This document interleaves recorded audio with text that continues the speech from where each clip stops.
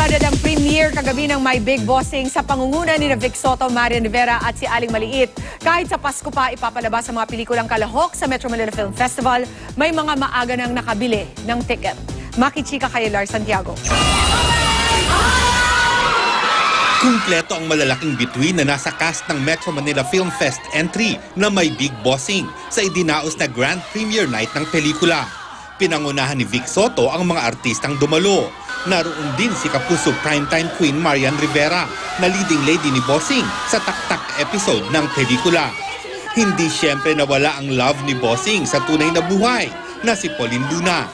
Marami naman ang natuwa sa ayos ni Riza May Dizon na bihis suot ang kanyang gown. Ang bagong showbiz boy wonder na si Alonzo Mulak parang maliit na binata sa kanyang suit. Nagpaunlak pa ng sayaw sina Aling Maliit at Alonzo.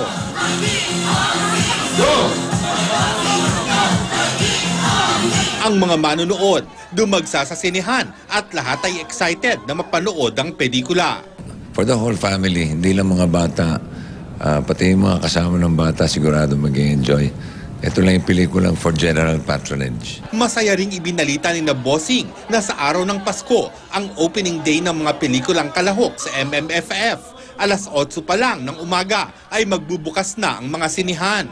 Marami na kasing nag-pre-order ng ticket sa mga pelikulang tulad ng My Big Bossing. Karamihan kasi mga nag-pre-selling, sold out right away, no? So nagdagdag agad sila ng mga screening hours at yung mas maaga and later pa.